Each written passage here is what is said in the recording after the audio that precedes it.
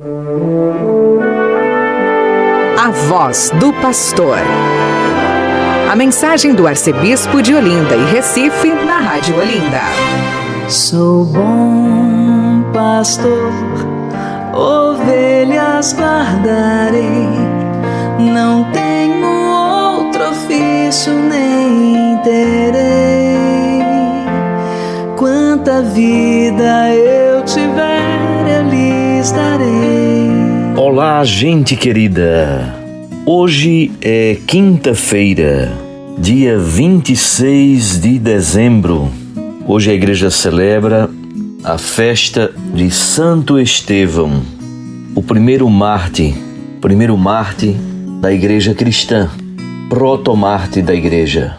É algo muito bonito poder celebrar o primeiro nascimento para a fé por meio do martírio. É por isso que a festa de Santo Estevão está profundamente ligada ao Natal de Jesus.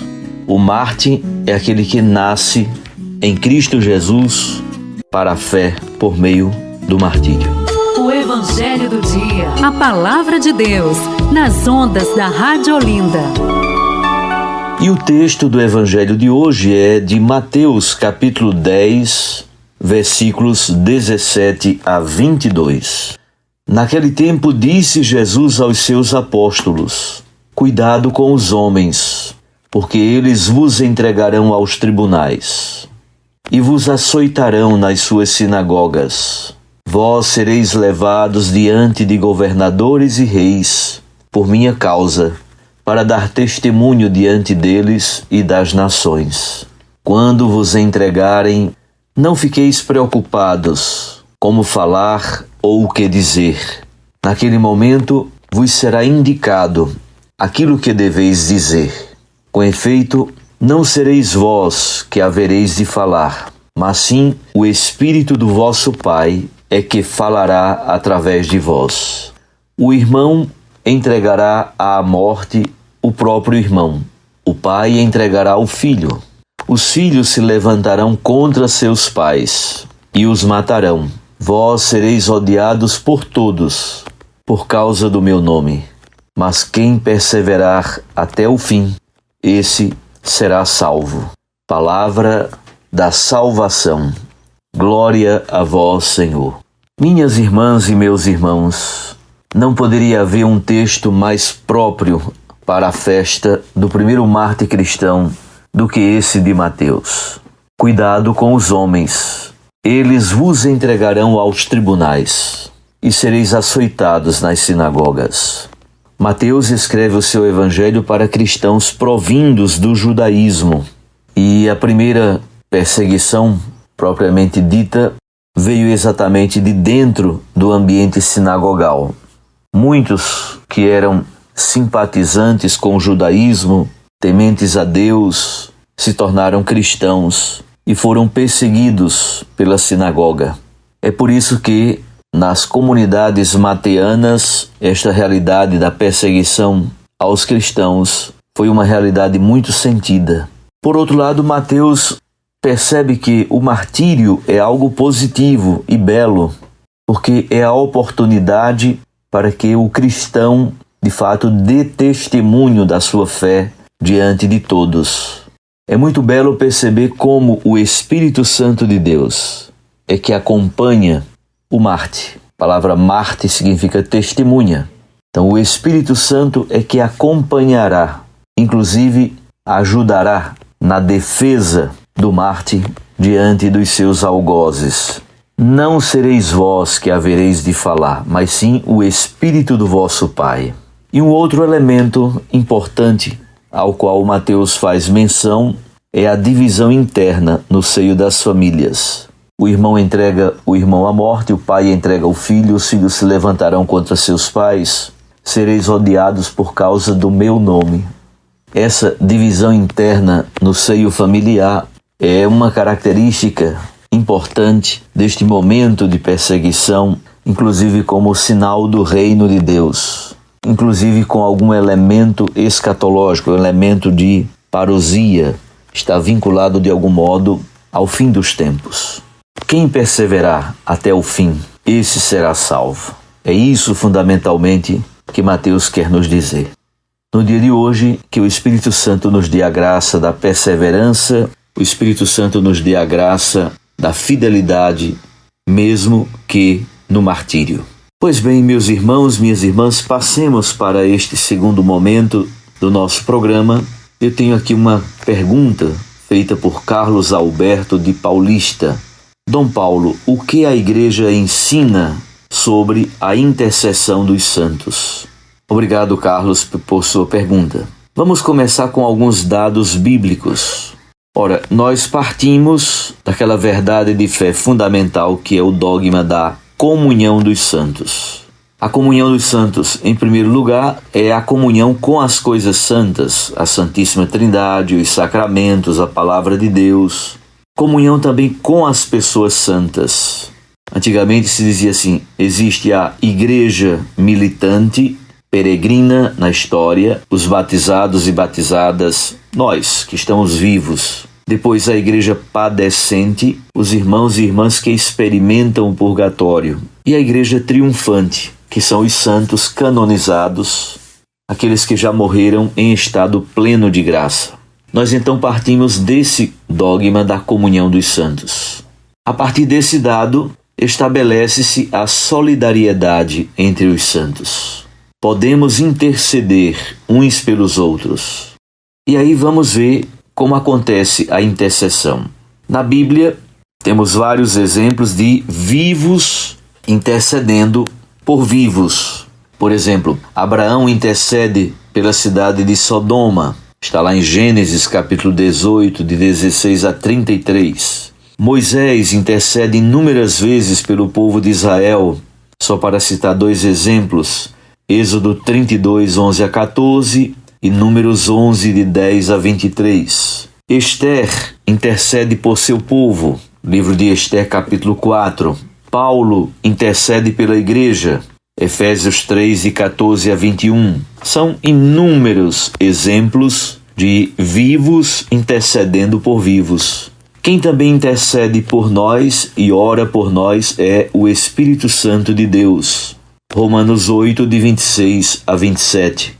Mas existe no Apocalipse algumas citações muito bonitas que são, na verdade, orações já no céu. Santos orando pela igreja, santos no céu, orando pela igreja que continua na caminhada na face da terra. Por exemplo, em Apocalipse capítulo 6, versículos 9 a 11, há uma oração imprecatória no céu em que os santos pedem a justiça de Deus em relação àqueles que foram martirizados. Então aqui temos claramente um caso de intercessão dos santos pela igreja que, como Marte, foram mortos, lavaram as suas vestes no sangue do Cordeiro. Os santos oram a Deus, pedindo que Deus faça justiça em relação àqueles que foram martirizados. Em Apocalipse, capítulo 5, versículo 8, aqui temos um texto lindo. Claramente aqui são os santos intercedendo, jogando no coração de Deus, entregando no coração de Deus as orações dos santos. Ali se diz, quando tomou o livro, os 4 seres viventes e os 24 anciãos prostraram-se diante do Cordeiro, tendo cada um deles uma harpa e taças de ouro, cheias de incenso, que são as orações dos santos. Percebam, as orações dos santos estão sendo oferecidas diante do altar de Deus no céu. Os santos que já estão plenamente em Deus, porque morreram na fidelidade plena, na comunhão plena e em estado pleno de graça, estes santos, reconhecidos como santos, intercedem pela igreja. É muito bela também a citação de Apocalipse 8, versículos 1 a 4. Quando o Cordeiro abriu o 7º selo, houve silêncio no céu, cerca de meia hora. Então vi os 7 anjos que se acham em pé diante de Deus, e lhes foram dadas 7 trombetas. Veio outro anjo e ficou de pé junto ao altar, com um turíbulo de ouro, e foi-lhe dado muito incenso para oferecê-lo, com as orações de todos os santos, sobre o altar de ouro que se acha diante do trono. E da mão do anjo subiu à presença de Deus a fumaça do incenso, com a oração dos santos. Vejam, mais uma vez, um outro exemplo belíssimo em que as orações dos santos, que já estão em Deus, na glória, essas orações sobem para junto de Deus, juntamente com o incenso. É exatamente a igreja celeste orando pela igreja de todos os tempos. As orações dos santos no céu chegam ao coração de Deus. Mas na Bíblia há também a intercessão dos vivos pelos defuntos que não morreram em estado pleno de graça. Por exemplo, em 2 Macabeus, capítulo 12, versículos 42 a 46, aqui temos uma cena muito interessante. Alguém pode dizer, Dom Paulo, mas isso não está na Bíblia protestante. É verdade, mas durante 16 séculos, esse texto esteve na Bíblia de Lutero. Na Reforma Protestante, Lutero retirou 2 Macabeus da Bíblia cristã, mas está na Bíblia católica e, ao menos por uma questão de honestidade, nós devemos dizer, mesmo que você não aceite esse texto como canônico, você precisa aceitá-lo como um registro daquilo que acontecia. Então, mesmo que você diga, mas esse texto não é canônico, não foi inspirado, não está na Bíblia, mas ao menos você deve dizer, esse texto existe. Em algum momento, o povo de Israel viveu essa realidade. E qual é a realidade? A intercessão dos vivos pelos defuntos que não morreram em estado pleno de graça. Exatamente no momento em que se oferecem orações em sufrágio. Então, depois do pecado cometido por alguns soldados judeus, e isso resultou na morte deles, a comunidade se coloca em oração para pedir que o pecado cometido fosse completamente cancelado. Judas Macabeu organizou uma coleta e a enviou a Jerusalém para que se oferecesse um sacrifício pelo pecado daqueles que morreram em pecado.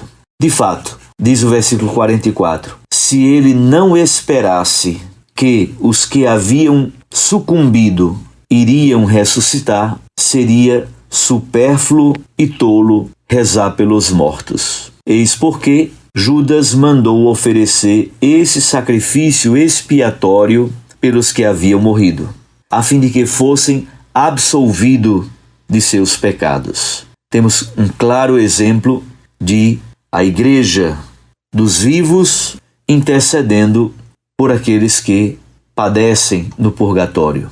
Numa palavra, meus irmãos, a igreja sempre conservou a memória e a certeza da intercessão dos santos.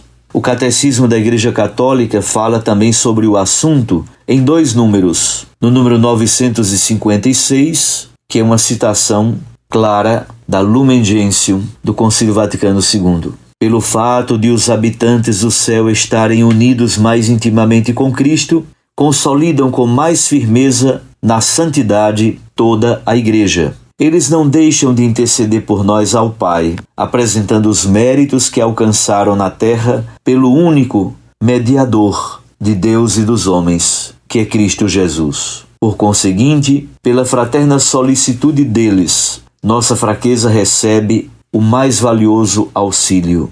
Não é à toa que Santa Teresinha diz, passarei o meu céu fazendo o bem sobre a terra. Também no número 2683, o Catecismo da Igreja Católica diz, as testemunhas que nos precederam no reino, especialmente as que a Igreja reconhece como santos, participam da tradição viva da oração pelo exemplo modelar de sua vida, pela transmissão de seus escritos e por sua oração. Contemplam a Deus, louvam-no e não deixam de velar por aqueles que deixaram na terra. Sua intercessão é o mais alto serviço que prestam ao plano de Deus. podemos pedir-lhes que intercedam por nós e pelo mundo inteiro. Meus irmãos, minhas irmãs, todos nós, pelo batismo, somos chamados à santidade. A santidade da Igreja brilha na vida dos santos e santas. Eles são fonte e origem da renovação da Igreja, modelos de santidade, de virtude e de intercessão. Um abraço a você, até amanhã, se Deus nos permitir. Fique com Deus. A voz do pastor. Sou bom pastor, ovelhas guardarei, não tenho outro ofício nem terei. Quanta vida eu tiver, eu lhes darei.